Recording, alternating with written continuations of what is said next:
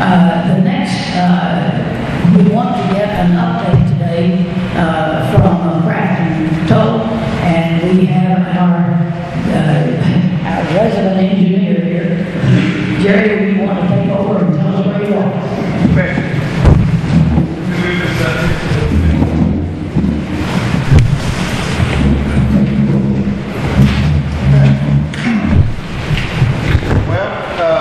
About a month ago, we visited with you guys and we talked about what our plan is, what our schedule is going to be. Let me just kind of summarize that real quick. Today, we're here to talk about our initial concept review. What we're going to do, what we spent the last month doing is working on conceptual concepts for each of the three study areas. Our overall task to deliver to you guys is a civil engineering technical evaluation of each of these particular sites. In order to do that, we've got to come up with a conceptual site plan. And that's what we're reviewing with you today, is the work we've done last month. When we come out of this meeting today, we will take your comments, if any, and we'll go through and actually do the cost estimates, evaluating each of these sites based on these concept plans. We'll present those findings to you at the next meeting, give you more comments that may occur at that meeting, and we'll present a final report that will be delivered to you guys a month after that, so we're about 2 months away is the schedule.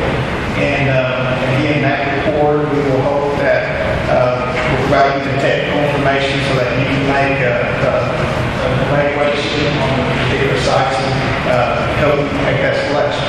So, again, civil engineering, technical evaluation of each of the sites. At the last meeting, we talked about recommendations, and the only thing we're recommending is how to develop each of these sites. So, with that said, initial concept layout, here we are today. And what you see in these nice color drawings, I promise you there's a lot more black and white done behind the scenes for the last month to develop these concept plans. What we're trying to do is try to create a commonality of each of these sites, because we want to compare apples to apples. We don't want to compare apples to oranges. So what you see on each of these sites is you'll see two buildings. We'll have two access points. You'll see a collector road that runs the traffic. We do show a roundabout, we call it a traffic calming device of some kind, but again, commonality, trying to compare apples to apples. And we work very diligently on these particular site plans. All of our buildings are positioned at plateaus and high points on these sites, and we'll go into a little bit more detail. But again, our whole point is trying to compare apples to apples to each of these sites. So, with that said, let's review each of the sites in a little bit of detail. Let's first talk about the original study area. Maybe it's not hard to see, but it's this dash line that you see right here. The only recommended change in the boundary of this one is right off the University 19th Street, this particular area here. We would recommend that this particular area be incorporated into the campus, mainly because you want a nice, attractive entrance into a campus like that. So again, that's just a recommendation. These particular buildings, as you can see, they face the fruit area. Here's one fruit here. What you see in green right here, it's all floodplain. So it's undeveloped. Jerry, can you go around the other side of that? Yeah. Yeah, how much of there it, you go. how much of it, Jerry, is going to be undeveloped? Pretty much what you see in green. We've got that kind of undisturbed. Okay. So there's some sewer lines and things like that down there, but that's floodplain both ways. So again, main access here. Can I ask just one question while you're doing that?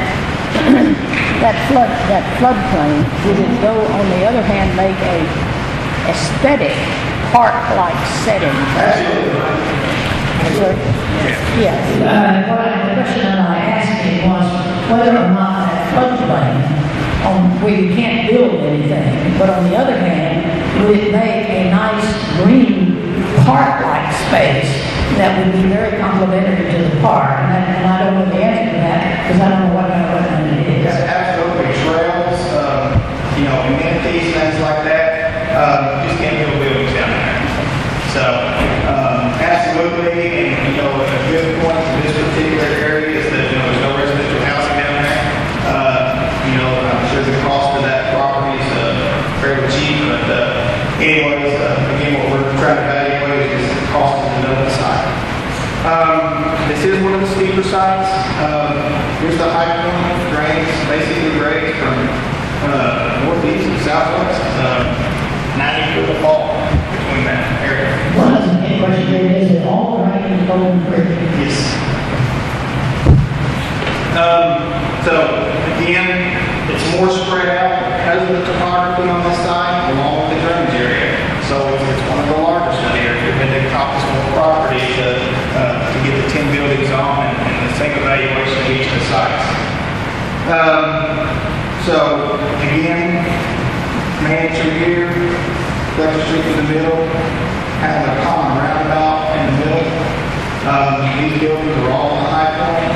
These buildings all face the creek. Kind of a dispersal of parking and building. Typically, you want to be able to access the different parking areas for each of the buildings. So, again, that's just kind of the details of this particular site. And right now, the total area is about 60 acres on this site. So Jerry, a quarter of it, so basically a quarter of the property, more or less, really provides no utility in terms of That's correct. the overall park. That's correct. When we're evaluating it, what we're evaluating is all the development that has to occur up through here. So, you're correct. This down here, you could create amenities and parks and pedestrian access and things like that. So. Okay. All right. We will move from south to north. So, here's that side. This is area 2, and if you can't get lost, I've got kind of a particular diagram right here that shows the different areas. Maybe you can kind of hard to see. This was area 1, what we just talked about. This will be area 2. Yes. Put the map up for Yes. Let me, I'm going to go ahead and cover this right here. Then follow. And that kind of gives an overall comprehensive view of the different study areas. I also have the distances to each of the different institutions. Okay. So, area 2, again, let's talk about the boundary shifts of what we're recommending here. The dash line is where the original study area was. Because of the narrowness of this right here, we recommend removing that from the adjustments because it's too narrow to do anyway. In this particular area, the corner of 12th Street, Fair Park, we recommend going ahead and taking up some of that commercial property to make a nice attractive entrance. Similar to what we discussed over here at Golden Creek property. Clever Street, through the middle, access here. Everything drains pretty much north to south. Total wall on this side is 62 feet. Unfortunately, none of these sides are flat. And because of that, because of the irregularity of this piece of property, the 30-acre threshold, when we originally talked about that, is achieved on a square, flat piece of property. All the different study areas were not square, not flat. So, again, in order to develop these pieces of property, this is the acreage we end up with. So, again, moving from north to south is the way this thing drains. Clever Street in the middle, to the buildings. Lower areas here we probably can be utilized for detention and for water feature. Again, trying to create the economics necessary to develop these sites in the most economic way. So, Jerry, I have a question. yes. That's this site and the one, the previous site. Are you basically taking what the land is giving you, or are you talking about doing some major excavation, you're cutting grade, excavating, leveling. I mean, you start getting into a lot of costs when you start trying to manipulate the landscape. I'm just trying to figure out what you're doing with these two sites. Yeah, that's correct. What we've actually done is we are trying to work with the lay of land. You'll see that all of our buildings, we try to put those at the high points. We also try to run parallel with the contours. We can run the parking lots perpendicular to the contours so we can work with the grades. So, to answer your question, yes, a lot of thought has gone into this to try to position the buildings, position the parking lots, to run with the grades and contours to avoid as much excavation as possible. Obviously, we're going to have some because you have that thing, but to answer your question, yes, we have spent a lot of time trying to work with grades. Okay. All right. Slide 3. This one right here. This one was a larger study area. Obviously, you can put something here, you can put something over here. The actual line is where the original study area was. You have to choose one or the other. You don't want to put it in the middle.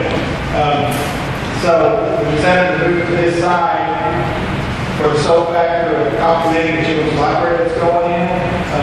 It gives a nice entry off of Jonesboro. We moved it over here. We have to pretty much access it from some Cedar Pine. We're still running through the neighborhoods. We can access it that way. So, again, primary access here. Again, some of the changes that we did. This is green space right here. Again, trying to push this as far from the neighborhood as possible is a factor. Again, nice entry off of 12th Street. Also, we need some things to be done with some recommendations in 12th Street corridor study to enhance that over there. Commonalities with the 11th Street in the middle. Again, trying to replace the buildings at the high points. We also want to do visibility from 630. So we got either positions up here. This is your local right here for our picture. Total grade across that side is basically from north to south is about 50 feet. The shorter distance, the middle side is actually the least grady side. This is probably the second, and column is the steepest. So again, trying to make it work and do the most economical, cost-effective way to lay this thing out. And so that's kind of the details of it. How many acres? This one here is 40.8. 40.8. So what's happening is because of the lay of the land, the irregularity of the site, if you chop off what was in the front way, you're probably about 4 acres each one. Okay. How many acres did you take off, Jerry, when you, based on this map? I think this original one was about 80 acres. Yeah, it's about half, actually. Okay. All right. So again, we're not here to master plan these sites. All we're trying to do is come up with a concept plan that we can do our cost estimating, so we can provide the authority with a comprehensive, most cost-effective cost estimate on how each of these different sites will be developed. Master plan will come later when the site is chosen, and these things may look totally different. But again, we've got to come up with a concept plan that makes sense that we can compare cost estimates. So that's where we're at. So what's involved or what's included in our cost estimate? Well, it's basically what I would call a cap rate site, or whatever the cost to develop a subdivision before the house is built.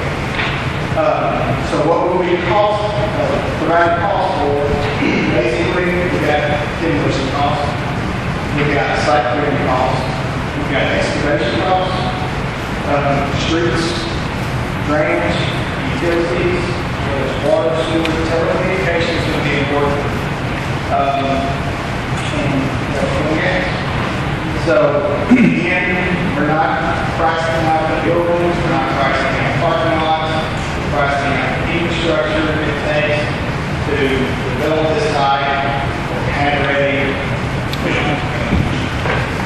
And that's what we're going to be working on the next time. So that's kind of in a nutshell what we're at. And again, we spent a lot of time just getting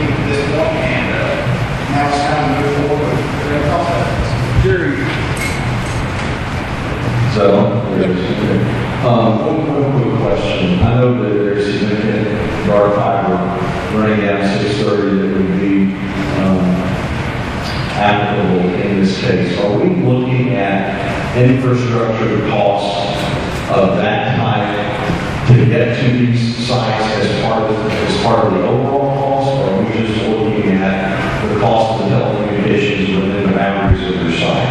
It would be costs to get that to these sites. Okay.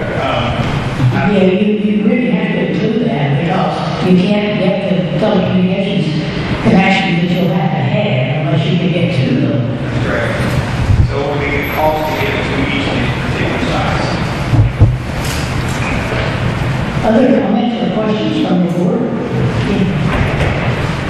Jerry, just to be clear, are the footprints of your buildings 20,000 square foot footprint as you laid out on each side? They're actually 25,000 square foot. What we're seeing is a 4-story building, 25,000 square foot footprint, and all the buildings are similar to what the recommendations are in the annual report.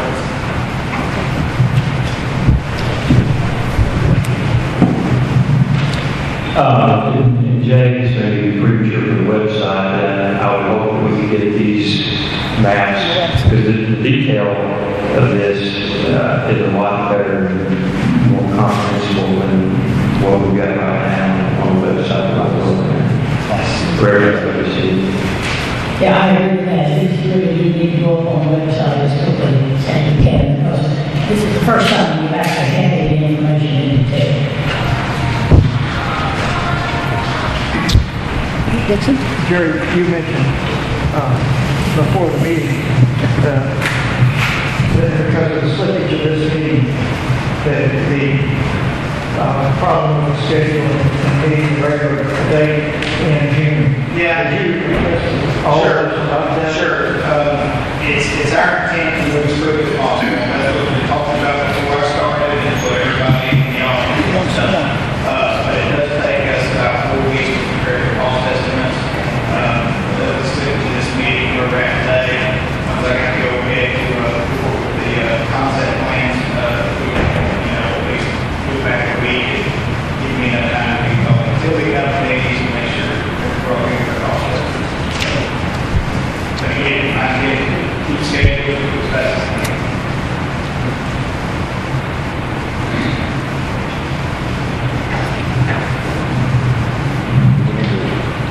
Discuss moving our meeting in June.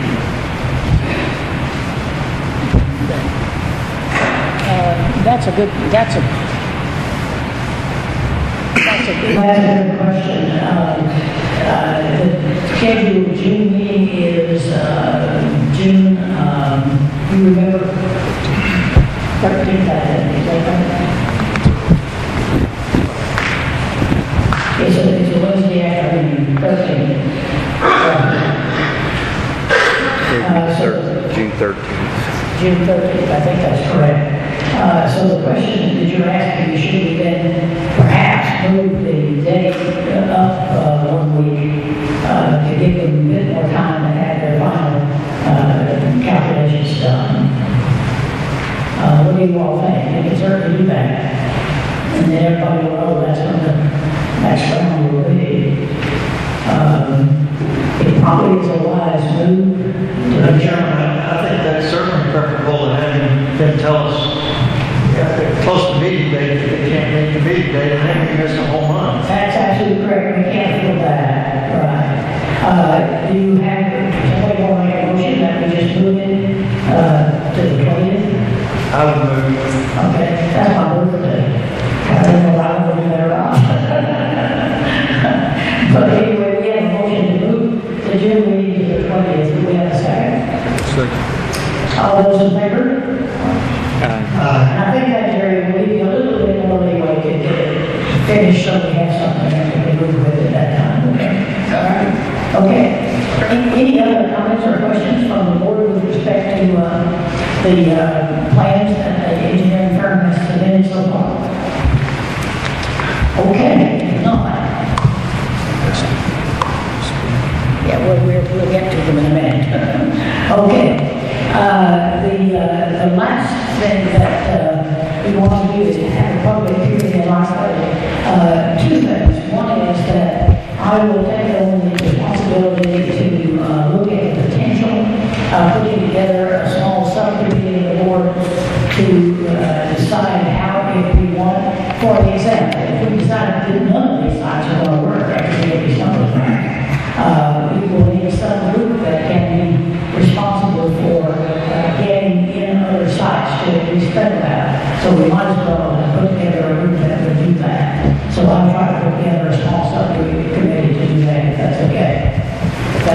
with everybody, we'll do that, and I'll get something to you, hopefully at the end of the week or early next week. Okay, we're going to open the meeting for public comment, not comment today. We really want you to ask questions, because we really don't have an awful lot of time, because we really didn't have a lot of business on the agenda today. But the people who asked to ask the question first on the list is Joyce Elliott, so I'm going to ask her to come first if she'd like to. Joyce, you want to go to the podium or however you want to ask your question? We have had it from the floor too, so this would be necessary. Well, thank you. First, since I got a question on comments, I figure out how I'm going to answer this question. Since this is an area that I have to admit, I'm here as a resident and as someone who's an elected official who represents this area. So I have several questions, but in the interest of time, I'm just going to get mine reduced to two quick little things. One is to ask you to help us understand how it is, in light of the remarks made from the chancellors, your request, how you want to monitor the situation now and adjust to their request that we look at other sites, while at the same time we're proceeding to determine which one of these is best, because it could leave the impression that we're just proceeding and this is something that just happened on the other request. So that's one of my, we don't have to do it right now, but that's something we need to interpret to. Now, my other quick question is, for you to contemplate, will you be supportive of legislation to help us make this piece of legislation better? Because we've learned some things from what we're doing now. So will you be supportive of amendments to legislation three ways, so we don't have to have this discussion again? To require a human impact statement when these issues come up, to require financial interest statements, so it's not a matter of we're having to decide anybody else in the situation. I don't mean just this board, I mean any board who thinks this kind of thing. And thirdly, will you support legislation that will require that there is legal assistance for residents that are affected, as well as a board or any entity that has this kind of authority over people's lives? So those are the things we can think about later. I think that's the important things we've learned from it. I will forego the rest of my remarks. Okay, thank you very much, Dan.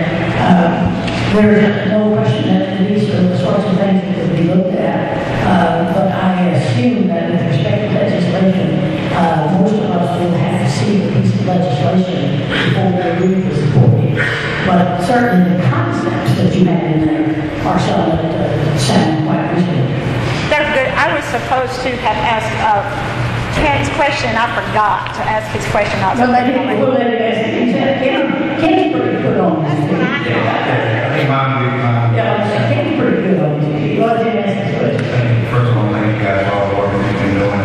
Two questions. One for you, Jerry. The last study, you made reference to the social report study. I was fortunate enough to have Dave Robertson and Julie Hall from your same organization. We had a community process. So your reference to living that study was some adjustment. But that's the issue you're consulting with them. And if not, are you planning on working with them to go in and gain information what we did with that study? Sure. Yes, I am. And my intention is to include the things that were done in the 12-week corridor study into our reports. Basically, just put maps over maps and things of that nature. So, yes. Well, what struck me as interesting is that the 12-week corridor boundary actually not only covered that area, but potentially another area you made reference to that study in regards to other areas. So I think we're going to be consistent to make sure that anything we're doing in planning has to work with concerts that already established planning process, including the first district partnership. I think one of the ways to go back. Again, we clearly are going to have to consider all of those, and there's some other entities that are involved, as you well know, and we'll try to get them all involved if we can. Second question, easy question. Is Regions a local bank? That's a very good question, but If not, why do we not consider a local bank? And if not, how is Regions selected? We use an RFQ, RFP. How is Regions selected? And why not, if it's not a local bank, why not deposit those funds in a local bank?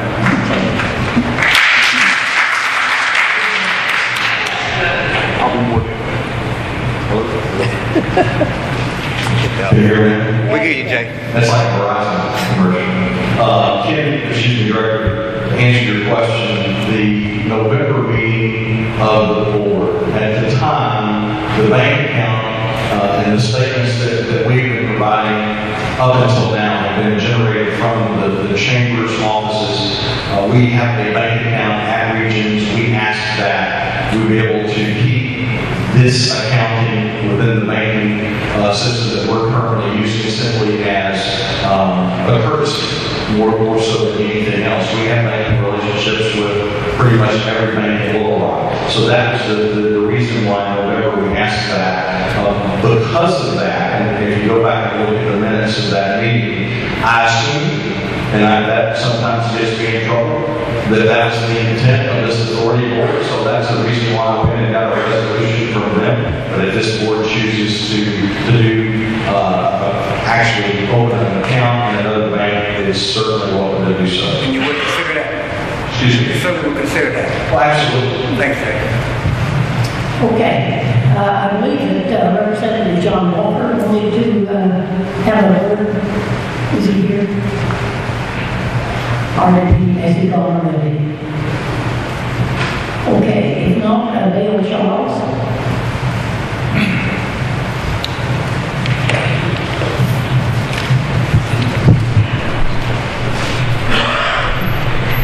When I asked Bill Denham, I want to make a couple of things and I ask a question. No, this is only for questions today, sir. It's already 5 o'clock and we're going to have to close fairly quickly. So please, if you have a question. No, I don't have a question. Okay. I talked to Jay about it. Okay, that'd be fine. Would you like me to make copies to the... No, I'll make a couple.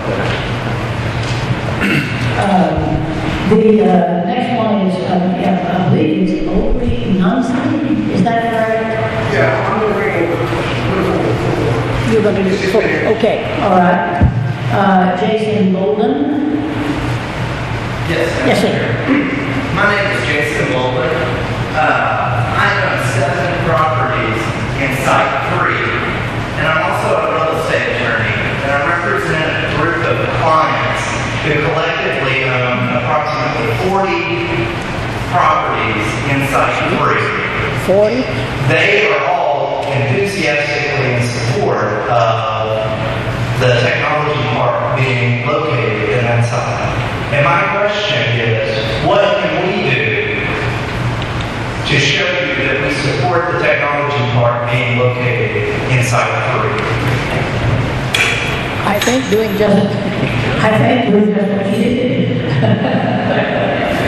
If you would like to write a note to the authority, we would appreciate that, because everybody else has been in a position to write their opinions and their comments, and we'd be more than happy to receive that. It would be helpful. And Mr. Charles, that would also be true for your comment. If you would like to put that in writing, send it to us, we'd be more than happy to try to take a look at it, okay? Thank you very much. We appreciate that. Mike Ashcraft? Yeah. My name is Mike Ashcraft. My dad and I currently own 10 different properties in Site 3 that just spoke of. My question is, Steve Dixon Blake is on the board here, and he headed the Central Arkansas Library System when it came through close to Site 3. I was pleased with the method and manner that came about and the price that was negotiated. I was curious if the board has negotiated that more professionally. I think the answer to that is absolutely yes, because clearly the board would be delighted if it didn't have to take anybody's property. Because if we can negotiate these things, we're way ahead of the game, and that would clearly be what one of those. I mean, that I think is just, it shouldn't take it for granted. And it is true that the library was able to negotiate for those sites pretty successfully, as I understand.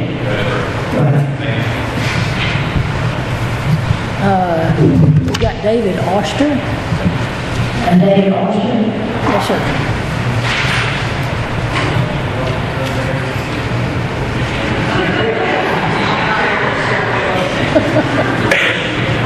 How are you, David?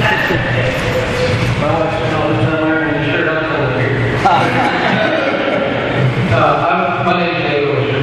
I've lived in 63 for 35 years.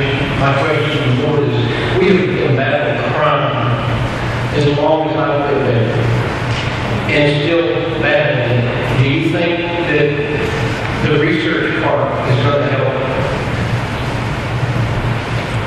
reduce crime in that area by the divided property that's in that area, the abandoned houses that's in that neighborhood? My question is, do you think that the research park is going to help eliminate crime in this neighborhood? And that's my question. Don't get shot at. Yeah, it's an excellent question. Anybody, I'm going to just give my personal opinion. We have not discussed that in the board, but my view is that there is no way that this park will not improve that situation, because it's going to have people there all the time during the day that have business there. It's going to have, and we're going to work with whichever one of these sites we end up with to be sure that the community likes what it sees. A big piece of having a community is for to have aesthetics that are appropriate for that area, and my view is it will make a big difference indeed. That remains to be seen, but I don't see how it cannot. Okay. I would also remind everyone that as part of the 12th Street project, I think there is a substation that's going to go on the corner of Cedar and 12th Street that is scheduled to be in there, and that would be just down the road from essentially all of these sites. But that's a proposal that's going to bring retail as well as police services into the currently Any other thoughts about that from any of the board members? Yes, that this may not be totally parallel to that and applicable, but we've seen evidence, and I just involved in work with children's hospital and involved to some extent with Arkansas Baptist College, and you see the improvements that they've made in those neighborhoods, basically taking house by house and block by block. And it's not perfect to say the least, but it has been a significant improvement in those areas. And it's been part of the intent, to improve the environment, improve the safety of the people that work there and live there. And I think that's an example of all that several districts would be along the same lines, if not even more improvement. So. Okay, thank you very much. I believe Lady Fletcher asked you, yes. I didn't iron my shirt. My name is Betty Fletcher, and I lived for 16 years in Site 3 and worked very diligently with the city and with the neighborhoods to improve that area. And currently own and manage about a dozen properties in that site, and don't own but manage property both of the other ones are adjacent to. My question is, what will the site, the technology center, do to the property values of the houses that remain? Because you're not going to take all the housing stock in any of those sites. I think that's a very good question, and some of the folks around the table that know more about real estate than I do could probably do a better job of answering it. But my guess is that it would make an improvement in the value of those houses and that neighborhood that's close to it. For example, I think we're going to see an improvement in that neighborhood because of the library that's there, frankly. So it would be my thought that it would indeed improve the property values of all the people that are next door to it. Any other comments? Jake, you have a comment? I agree wholeheartedly with that. And one of the things that is not talked about in regard to this project is what will we hope naturally take place outside the boundaries of the specific park itself. And it goes back to what I said earlier regarding marshaling existing resources. I wish Director Richardson was still here. I would like him to approve this because I think it can be very helpful from the city standpoint. Housing stock in this entire area, regardless of which of these three or any other specific neighborhoods are being looked at, housing stock in those areas, I believe we would all agree, could use some help. There's some really nice houses there. There's some really houses that are in need of rehab. city's home program. When you look at Habitat for Humanity and the city's land bank and empty lots, you take all of those resources to bear and look at making the whole area better for those residents that already live there, those residents that want to remain there if they're part of a particular site, and better yet, even attract more residents to the area from other areas. Because with this type of investment, you'll see, as Mike said earlier, both commercial and retail follow, which will provide more amenities, hopefully grocery stores, things that this area of our community say they want and desperately need, and I agree wholeheartedly with that. So how that impacts housing prices and property values, one would reasonably expect that it will certainly increase them. The goal here is to improve everyone. The goal is not to harm anyone, it's to improve everyone's life. And for those that want to be a part of that, we certainly want help in doing it. Madam Chairman, Yes, as a member of the Planning Commission for the city, I'd be interested in hearing what your consultants' views are on that. I'm sorry. As a member of the Planning Commission of the city, I'd be interested in hearing what your consultants' views are on that question. We're going to hold him off until he has a chance to relook. We will clearly ask him that question. Well, from a historical standpoint, since he has 50 years of doing this. You want to make a comment, Charlie? Well, the answer is yes. I mean, the property values have significantly increased around these projects. The answer is yes. Property values have significantly increased around these projects. Most of the projects that have involved that have been in urban areas, and I can tell you the neighborhoods around them have significantly improved, securities have greatly improved, and the housing values go up. Thank you. Okay. We have one last name that signed up, the same Ravens the third. Okay. All right. Those are the questions for today, and I hope we've gotten everybody to get an opportunity to ask questions if not. And we really very much appreciate all of you all coming today. I think it's been a really good session, and I'm pleased with the engineering report. We're getting to the point where we can make some decisions which we have not been before. So we will keep you informed, and we will keep all our material up on the website. So if you want more information, please go there. Madam Chair, I just want to remind everyone that we have moved the next meeting to the 20th, and as soon as we have the location for that meeting, we'll post that on the website, and as soon as the traffic control folks, because it's not only Jerry, it's I guess the other folks that Richardson referred to as well, gets us this information that will also. Yeah, fine. We just have to get it transferred, and you'll have to figure out how to do that properly. Okay. With that, we are adjourned for today, and again, we truly appreciate your opinions today.